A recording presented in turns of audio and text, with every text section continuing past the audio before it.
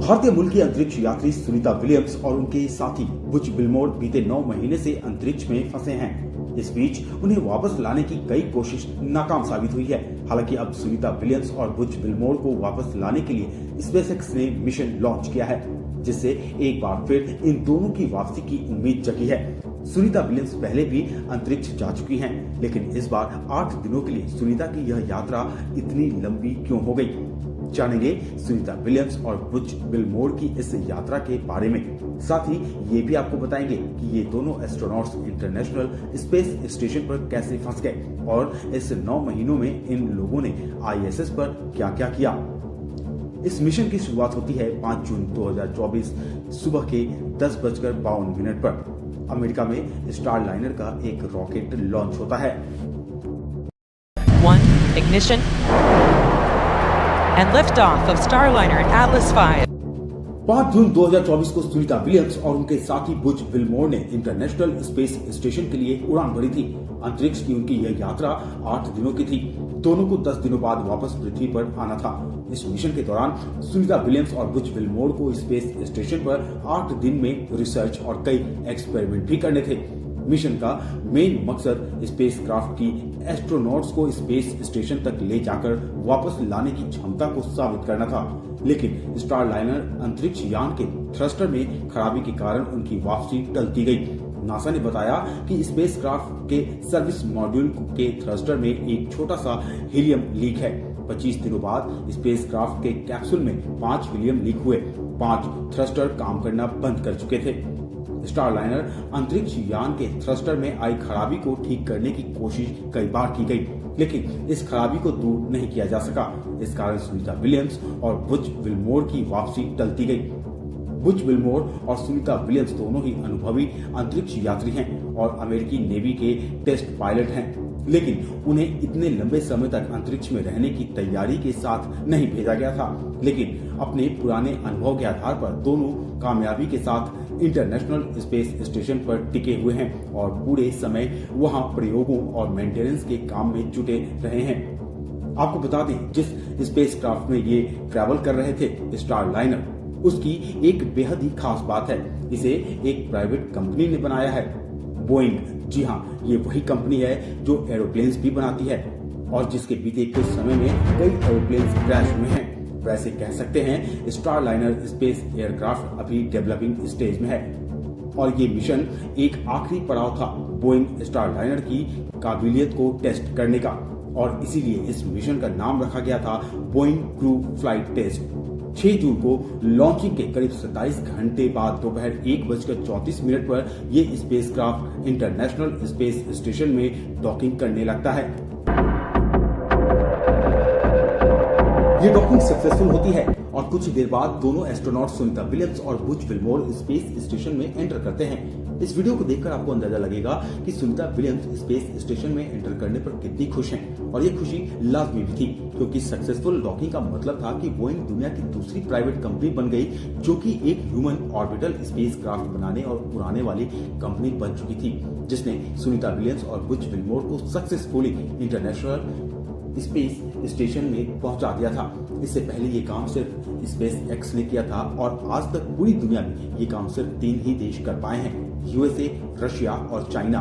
India चौथा देश है जो अभी कोशिश कर रहा है। हमारा जो गगनयान मिशन है वो यही होगी, इंसानों को ऑर्बिटल स्पेस एयरक्राफ्ट में बिठाकर स्पेस में भेजना। इंटरनेशनल स्पेस स्टेशन में पहुंचने का जश्न ज्यादा दिनों तक चलने वाला नहीं था। जल्द ही एक ऐसी खबर सामने आने वाली थी जो सबके होश उड़ाने वाली थी। स्टार लाइनर का ये मिशन सिर्फ 8 दिनों का होने वाला था। 8 दिनों के बाद इन एस्ट्रोनॉट्स को वापस धरती पर आ जाना था, लेकिन 9 महीनों के बाद भी ये एस्ट्रोनॉट्स वहीं स्पेस स्टेशन में फंसे हुए हैं। इस स्पेस क्राफ्ट में कई सारी समस्याएं हैं जिसके चलते इसे वापस से इस्तेमाल नहीं किया जा सकता। अब सवाल उठता है कि आखिर कैसे हुआ ये फेलियर और बोइंग कंपनी पर कितना ब्लेम जाता है। आइए इसे जानते हैं। सबसे पहले तो आपको बता दें कि इंटरनेशनल स्पेस स्टेशन में ये दोनों एस्ट्रोनॉट्स फंसे हुए जरूर हैं, लेकिन ये किसी खतरे में नहीं हैं। पहले तो आपको बता दें कि इंटरनेशनल स्पेस स्टेशन की कुल लंबाई 350 फीट से ज्यादा है। यहाँ एक साथ कई लोगों को रखने का इंतजाम है। इस स्टेशन पर काम करने और रहने की जो जगह है वो 6 बेडरूम वाले घर से भी ज्यादा बड़ी है।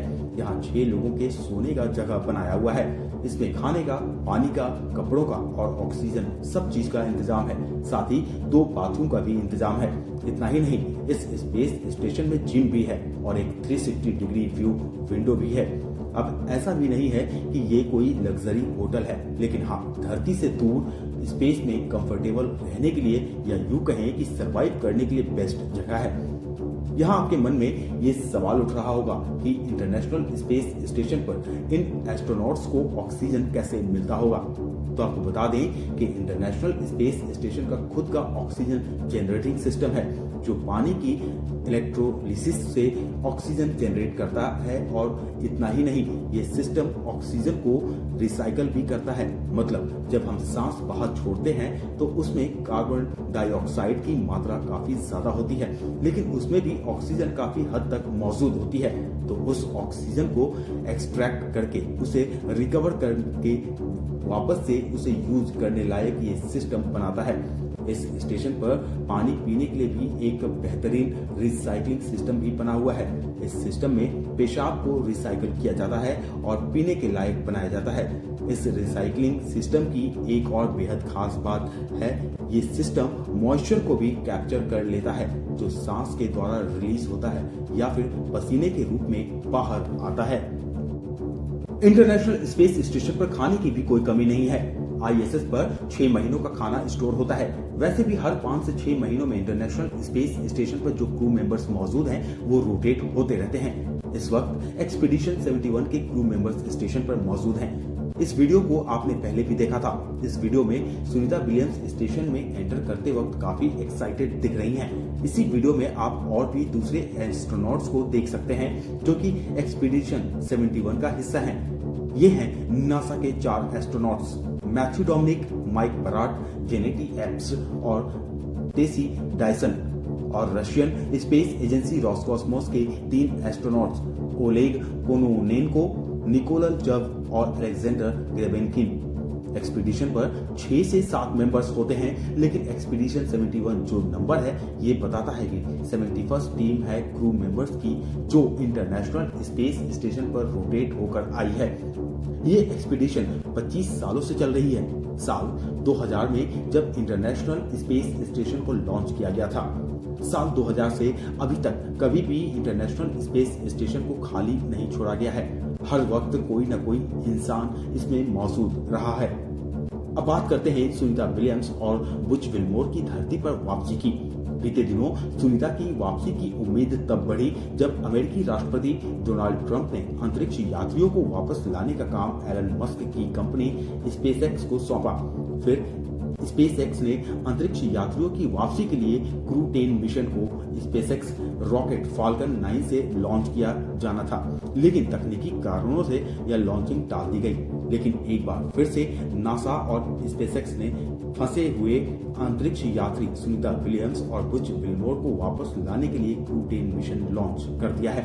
इस मिशन में ड्रैगन अंतरिक्ष यान को लेकर फाल्कन 9 रॉकेट नासा के कैनेडी अंतरिक्ष केंद्र से उड़ान भरी है। फ्लोरिडा के कैनेडी अंतरिक्ष केंद्र से फाल्कन 9 रॉकेट के साथ एक क्रू ड्रैगन कैप्सूल स्थानीय समयानुसार शाम 7:03 पर प्रक्षेपित हुआ। इस मिशन में 4 सदस्यों की टीम ने अपने लक्ष्य की ओर यात्रा शुरू की। अब यदि क्रू 10 मिशन सफल होता है तो सुनीता विलियम्स और विल्मोर के 19 या फिर 20 मार्च को ISS से प्रस्थान करने की उम्मीद है।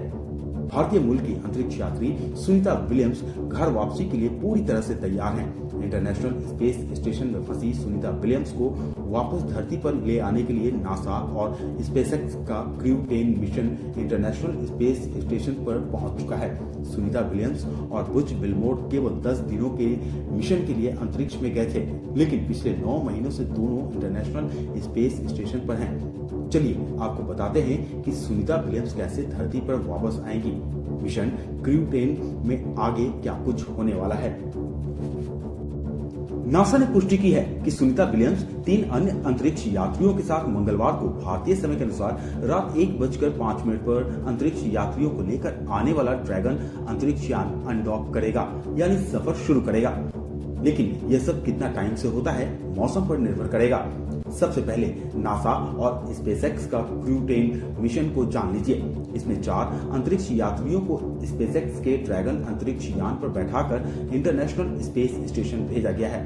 ये चारों स्पेस स्टेशन पर पहले से मौजूद 4 अंतरिक्ष यात्रियों की जगह लेंगे। वहां पहले से मौजूद 4 अंतरिक्ष यात्री हैं Sunita Williams, Butch Wilmore, Nick Hague और अलेक्जेंडर गोर्बुनोव। इसे ऐसे समझिए कि पहले से स्पेस स्टेशन पर मौजूद 4 अंतरिक्ष यात्रियों की शिफ्ट खत्म हो गई है और उनकी जगह स्पेसएक्स क्रू 10 मिशन के 4 अंतरिक्ष यात्री स्पेस स्टेशन पर काम पर लग गए हैं। अब बात की वापसी कैसे होगी। स्पेस स्टेशन पर पहले से मौजूद 4 अंतरिक्ष यात्रियों को नई टीम रिलीव करेगी, यानी कामों को हैंडओवर किया जाएगा। धरती से गई नई टीम में अमेरिका के 2 अंतरिक्ष यात्री एनी सी मैकेलिन और निकोल एयर्स, जापान के ओनिशी ताकुया और रूस के किरिल पेस्को शामिल हैं। हैंडओवर का काम 2 दिनों तक चलेगा, जिसके बाद पुरानी टीम धरती पर वापस अपनी यात्रा शुरू करने वाली है। लेकिन धरती पर वापस आने में थोड़ी और देरी हो सकती है। इंटरनेशनल स्पेस स्टेशन प्रोग्राम की मैनेजर डाना विगेल के अनुसार लौटने वाले कैप्सूल के सुरक्षित पुनः प्रवेश के लिए धरती पर परिस्थितियों के हर तरह से सही होने का इंतजार किया जाएगा। मौसम हमेशा सही होना चाहिए, इसलिए अगर मौसम अनुकूल नहीं है तो हम उसमें अपना समय लेंगे। अभी तक का प्लान यह है कि चारों अंतरिक्ष यात्री अमेरिकी समय के अनुसार बुधवार को सुबह 8 बजे इंटरनेशनल स्पेस स्टेशन से निकलेंगे। चारों ड्रैगन अंतरिक्ष यान से ही वापस आ रहे हैं। यह अंतरिक्ष यान क्रू 10 मिशन के 4 अंतरिक्ष यात्रियों को लेकर स्पेस स्टेशन पहुंचा है। धरती पर वापस आने पर इन 4 अंतरिक्ष यात्रियों का खास ख्याल भी रखा जाएगा। जब आप पृथ्वी पर लौटते हैं तो आप पृथ्वी के गुरुत्वाकर्षण के प्रभावों को फिर से अनुभव करते हैं और इस प्रकार कभी कभी गुरुत्वाकर्षण बीमारी यानी ग्रेविटी सिकनेस होती है, जिसके लक्षण अंतरिक्ष बीमारी यानी स्पेस सिकनेस के समान होते हैं। ड्रैगन अंतरिक्ष यान 7 यात्रियों को धरती की कक्षा यानी ऑर्बिट से और उससे आगे तक ले जाने में सक्षम है। स्पेस एक्स के अनुसार यह वर्तमान में उड़ान भरने वाला एकमात्र ऐसा अंतरिक्ष यान है जो महत्वपूर्ण मात्रा में कार्गो को पृथ्वी पर वापस लाने में सक्षम है। ड्रैगन अंतरिक्ष यान इंसानों को अंतरिक्ष स्टेशन तक ले जाने वाला पहला प्राइवेट अंतरिक्ष यान है। यहाँ आपको सुनीता विलियम्स से जुड़ी थोड़ी जानकारी दे देते हैं। सुनीता विलियम्स का जन्म 19 सितंबर 1965 को हुआ था। उनके पिता दीपक पांड्या अमेरिका में एक डॉक्टर थे और वे भारत के गुजरात के अहमदाबाद से ताल्लुक रखते हैं। सुनीता विलियम्स ने नासा के माध्यम से अंतरिक्ष में जाने वाली भारतीय मूल की दूसरी महिला बनी। उन्होंने एक महिला अंतरिक्ष यात्री के रूप में 127 दिनों तक अंतरिक्ष में रहने का विश्व रिकॉर्ड भी बनाया है। सुनीता विलियम्स ने अंतरिक्ष में 50 घंटे और 40 मिनट तक स्पेस वॉक किया है। सुनीता विलियम्स ने 2006, 2007 और 2012 में इंटरनेशनल स्पेस स्टेशन पर अपने मिशन के दौरान एक महिला द्वारा सबसे अधिक स्पेस वॉक और स्पेस वॉक टाइम यानी 50 घंटे 40 मिनट का रिकॉर्ड बनाया था। सुनीता विलियम्स ने अंतरिक्ष के क्षेत्र में और भी कई लोगों को प्रेरित किया है। सुनीता विलियम्स की कहानी अंतरिक्ष में भारत की प्रतिभा और दृढ़ संकल्प का एक उदाहरण है। सुनीता विलियम्स के अंतरिक्ष में 8 दिनों के लिए जाने और फिर 9 महीने के लिए वहां फंसकर रह जाने और फिर स्पेस में रहकर चुनौती भरी जिंदगी गुजारने और इन सब के बीच कई एक्सपेरिमेंट्स करने की बात हमने आपसे की। अब हम आपको एक और खबर से रूबरू करवाते हैं जिसका इंतजार इंडिया ही नहीं बल्कि पूरी दुनिया बड़े ही बेसब्री से कर रही थी। जी हाँ, 9 महीने के लंबे अंतरिक्ष यात्रा के बाद नासा की अंतरिक्ष यात्री सुनीता विलियम्स और बुच विल्मोर समेत 2 अन्य एस्ट्रोनॉट्स निक हेग और अलेक्सांद्र गोर्बुनोव सुरक्षित रूप से पृथ्वी पर लौट आए हैं। स्पेसएक्स क्रू 9 ड्रैगन कैप्सूल ने भारतीय समय के अनुसार 19 मार्च की सुबह 3:27 पर फ्लोरिडा के तट के पास सफल स्प्लैश डाउन किया। नासा के अधिकारियों ने इस ऐतिहासिक मिशन की सफलता पर प्रसन्नता जताते हुए बताया कि हालांकि यह मिशन 8 दिनों के लिए निर्धारित था, लेकिन तकनीकी समस्याओं के चलते अंतरिक्ष यात्रियों को 9 महीने तक अंतर्राष्ट्रीय अंतरिक्ष स्टेशन पर रहना पड़ा। सुनीता विलियम्स ने सुरक्षित वापसी के बाद हाथ हिलाकर खुशी जाहिर की और मिशन के दौरान अपने अनुभव साझा किए। नासा ने यह भी बताया कि इस मिशन से मिले अनुभवों का उपयोग भविष्य में अंतरिक्ष यात्राओं को और सुरक्षित और प्रभावी बनाने में किया जाएगा।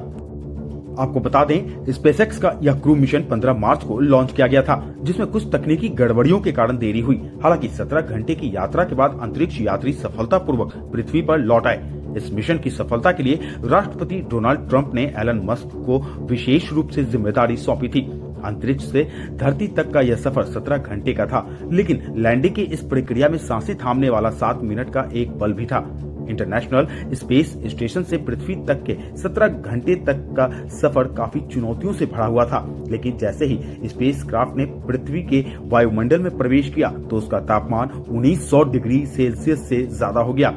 यह वो समय था जब 7 मिनट के लिए कम्युनिकेशन ब्लैकआउट हो गया। हालांकि यह सामान्य है, लेकिन चुनौतीपूर्ण चरण होता है। इस दौरान नासा का स्पेसक्राफ्ट से संपर्क नहीं रहता।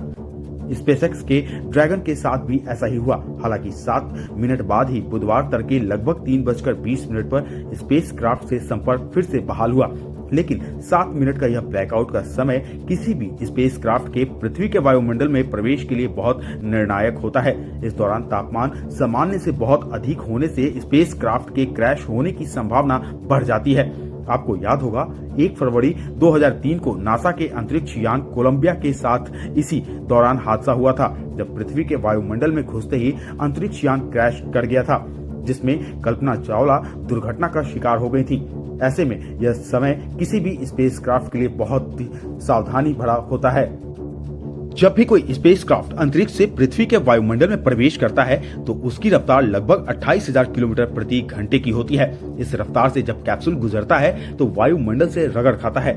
इसी घर्षण की वजह से कैप्सूल का टेम्परेचर और बढ़ता है, जिससे स्पेसक्राफ्ट क्रैश हो जाता है। इस दौरान स्पेसक्राफ्ट का मिशन कंट्रोल से सिग्नल टूट जाता है। इस बीच यान का किसी तरह से संपर्क नहीं रहता। इस चुनौती को भी पार करते हुए स्पेसक्राफ्ट की समंदर में सफल लैंडिंग हुई और एक एक कर चारों अंतरिक्ष यात्रियों को सकुशल बाहर निकाला गया। इस तरह अंतरिक्ष में 286 दिन बिताने के बाद सुनीता विलियम्स और उनके साथियों ने धरती की ताजा हवा में एक बार फिर सांस ली। हालांकि अभी उनको कई महत्वपूर्ण प्रक्रियाओं से गुजरना होगा। सुनीता विलियम्स और बुच विल्मोर फ्लोरिडा के तट पर उतरने के बाद स्पेसएक्स क्रू ड्रैगन कैप्सूल से बाहर निकाले गए और उन्हें स्ट्रेचर पर ले जाया गया। ये उनकी शुरुआती मेडिकल जांच का हिस्सा है। अंतरिक्ष में लंबे समय तक रहने के कारण अंतरिक्ष यात्रियों के शरीर पर असर होता है। कमजोर मांसपेशियों की वजह से चल नहीं पाने के चलते एस्ट्रोनॉट को स्ट्रेचर पर ले जाने का प्रोटोकॉल है। सुनीता और बुच को फिलहाल ह्यूस्टन में जॉनसन स्पेस सेंटर ले जाया गया है। सेंटर में दोनों एस्ट्रोनॉट कुछ दिनों तक स्वास्थ्य जांच के लिए रहेंगे। यह भी अंतरिक्ष यात्रियों की वापसी के बाद की एक नियमित प्रक्रिया है। नासा के डॉक्टर उन्हें घर जाने की अनुमति देने से पहले उनकी पूरी जांच करेंगे। अगले कुछ दिनों में चारों को घर जाने की इजाजत दी जा सकती है। एक्सपर्ट के मुताबिक अंतरिक्ष यात्रियों को पृथ्वी पर वापस सामान्य होने में कई हफ्ते लगते हैं। इधर फ्लोरिडा के तलहासी में क्रू 9 को ले जाने वाले स्पेसएक्स ड्रैगन अंतरिक्ष यान के सफल स्प्लैशडाउन के बाद नासा अंतरिक्ष यात्री सुनीता विलियम्स के पैतृक गांव झुलासन में लोगों ने खुशी जाहिर की और खूब पटाखे फोड़े। अंतरिक्ष यात्री सुनीता विलियम्स के पैतृक गांव झुलासन में लोगों ने बुधवार को आरती और प्रार्थना करके उनके अंतरिक्ष में लगभग 9 महीने बिताने के बाद पृथ्वी पर सुरक्षित लौटने का जश्न मनाया। इस खबर में फिलहाल इतना ही। देश और दुनिया की तमाम खबरों के लिए आप इंडिया आज को सब्सक्राइब करें और देखते रहें इंडिया आज।